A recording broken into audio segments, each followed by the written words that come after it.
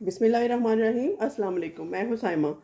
تو آج میں بنانے جا رہی ہوں آپ کے لیے کباب کی ایک قسم ہے جو کہ بہت ہی ٹیسٹی بنتے ہیں اور گوشت کو بھی پیچھے چھوڑ دیتے ہیں، وہ ہیں آلو اور دال کے کباب۔ تو دیکھیے کس طرح سے بنتے ہیں۔ یہاں آپ دیکھ سکتے ہیں میں نے آلو چھیل کے بوائل کر لیے ہیں، دال کو بھگو دیا تھا، اچھی سی گل گئی ہے، بہت زیادہ اچھا اس کو ہم نے گلانا ہے۔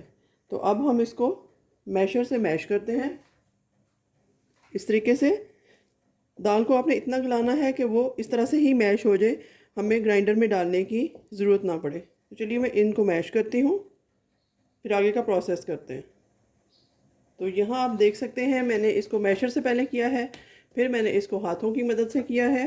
بہت اچھے سے یہ ایک جان ہو چکے ہیں دال اور آلو، جیسا کہ آپ دیکھ سکتے ہیں۔ یہ بہت مزیدار کباب بنتے ہیں، آپ چاولوں کے ساتھ کھائیں، روٹی کے ساتھ کھائیں، جیسے مرضی ان کو انجوائے کریں۔ تو یہ ایک جان ہو چکا ہے۔ اب یہاں پر اس میں کچھ سپائسیز ایڈ کریں گے جو کہ آپ دیکھ سکتے ہیں۔ 1 ٹیبل سپون نمک ہے، 1 ٹیبل سپون لال مرچ ہے، ½ ٹی سپون کالا نمک ہے، ½ ٹی سپون کالی مرچ ہے، 1 ٹیبل سپون جو ہے وہ چکن پاؤڈر ہے جو آپشنل ہے، اگر ہو تو ڈالیں، نہ ہو تو نہ ڈالیں، اور ½ ٹی سپون دردرا مرچ ہے، اور 1 ٹی سپون بھر کے جو ہے وہ ہمارے پاس ناردانہ پاؤڈر تھا، باریک پسا ہوا ناردانہ ہے، یہ اس میں بہت ٹیسٹی لگے گا۔ تو بس یہ چیزیں اس میں ایڈ کر دیں گے ہم، سپائسیز اتنے ہی جائیں گے۔ اور یہاں آپ دیکھ سکتے ہیں کہ میرے پاس دھنیا اور ہری مرچیں کٹ کر کے رکھ لی ہیں، اور ہری مرچوں اور پیاز کو میں نے اکٹھا ہی بلینڈ کر لیا ہے۔ اب اس میں سے پانی کو سکویز کر کے اس طریقے سے پھر ہم ڈالیں گے، پانی نہیں جائے گا اس میں۔ تو یہاں میں نے ہری مرچ اور پیاز ایڈ کر دیا ہے، تھوڑا سا ہرا دھنیا ڈال دوں گی، اور ایک اور خاص چیز اس میں جانے والی ہے ابھی، پہلے ہم اس کو مکس کر لیتے ہیں، پھر میں آپ کو بتاتی ہوں نیکسٹ کیا چیز ہم اس میں ایڈ کرنے والے ہیں۔ سپائسیز بہت ہائی نہیں ہونے چاہیے، گرمیوں میں آپ کو پتہ ہے لو سپائس جو ہیں وہ اچھے رہتے ہیں صحت کے لیے، معدے کے لیے۔ تو چلیے یہ مکس ہو چکے ہیں نمک مرچ اس میں۔ اب یہاں ہم کارن فلور ڈالیں گے تقریباً ½ پیالی کے قریب، اس کی بائنڈنگ بہت اچھی ہو جائے گی اس سے۔ اور اگر اور بھی اچھی بائنڈنگ کرنا چاہتے ہیں تو یہ میرے پاس بریڈ کرمز ہیں، فریش میں نے کیے ہیں ابھی، یہ ایڈ کر دوں گی اس میں۔ یہ دیکھیے یہ بھی ½ پیالی کے قریب جائیں گے۔ اب ہم اس کو مکس کر لیتے ہیں، بالکل جیسے ڈو بناتے ہیں نا، آٹا گوندتے ہیں، اس شکل میں ہم اس کو لے آئیں گے۔ تو ہاتھوں کی مدد سے آپ کے سامنے ہی میں ان کو ایک جان کر رہی ہوں۔ بہت اچھا اس میں فلیور آئے گا ہر سپائس کا الگ الگ سے، اور ان کا ٹیکسچر، ان کی شکل، ٹیسٹ بہت اچھا بنے گا۔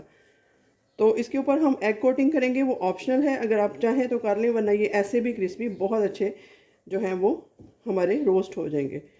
تو چلیے یہاں پہ ہماری ڈو کمپلیٹ ہے، اب اس کو کباب کی شکل دیتے ہیں۔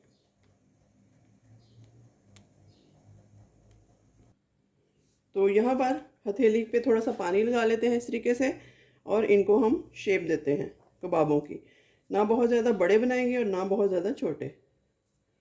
یہ دیکھیے اس سائز کے کباب ٹھیک رہیں گے۔ تو ان کو میں شیپ دیتی ہوں اس طریقے سے۔ چھوٹے چھوٹے کباب ہی کھانے میں اچھے لگتے ہیں، یہ سائز پرفیکٹ ہے کبابوں کے لیے۔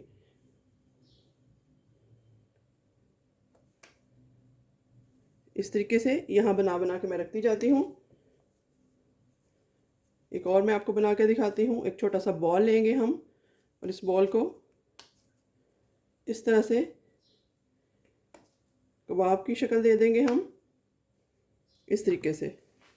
تو چلیے سارے بنا کے اس کے بعد ان کی فرائنگ کرتے ہیں۔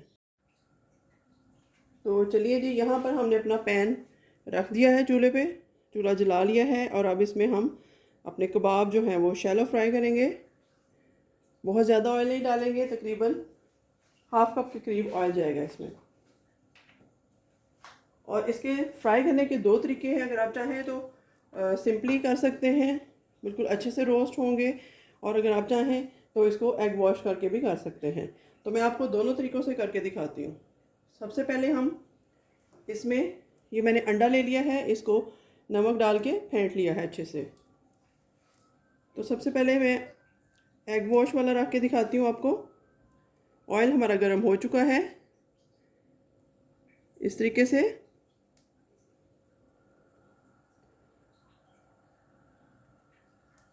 آئل تقریباً گرم ہو چکا ہے.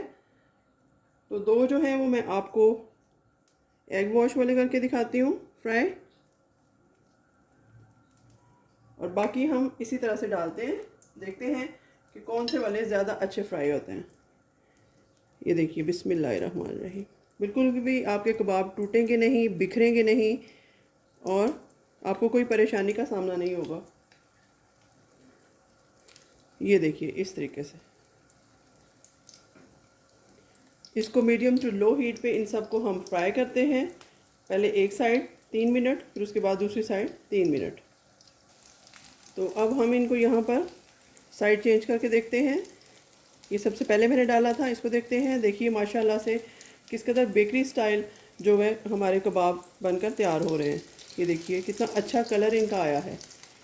اور جن پہ ہم نے ایگ واش نہیں لگایا تھا وہ بھی آپ دیکھ سکتے ہیں، وہ اس سے بھی زیادہ خوبصورت کلر آیا ہے روسٹ ہو کے. دیکھیں کرسپینس اس میں زیادہ آئی ہے. تو اب ان کو بھی سائڈ چینج کر لیتے ہیں. اس میں دیکھیے کوئی مسئلہ نہیں ہوا، ہمیں بکھرے نہیں ہیں ہمارے کباب، اور بہت آسانی کے ساتھ ہم یہ بنا رہے ہیں. تو چلیں 3 منٹ اس سائڈ سے بھی کوک کر کے فائنل میں آپ کو دکھاتے ہیں. تو یہاں پر دیکھیے ماشاءاللہ سے ہمارے کباب بہت کرسپی بنے ہیں. آپ ان کی کرسپینس دیکھ سکتے ہیں. میں آپ کو توڑ کے دکھاتی ہوں ایک. یہ دیکھیے کتنے اچھے کباب ہمارے تیار ہوئے ہیں. اور میں اس کو دہی کی چٹنی کے ساتھ سرو کروں گی اور کھاؤں گی، انجوائے کروں گی، اور زیرہ رائس کے ساتھ. آپ جیسے چاہیں ان کو انجوائے کر سکتے ہیں. تو چلیے ملتے ہیں کسی نئی اور اچھی ریسیپی کے ساتھ. تب تک کے لیے اللہ حافظ.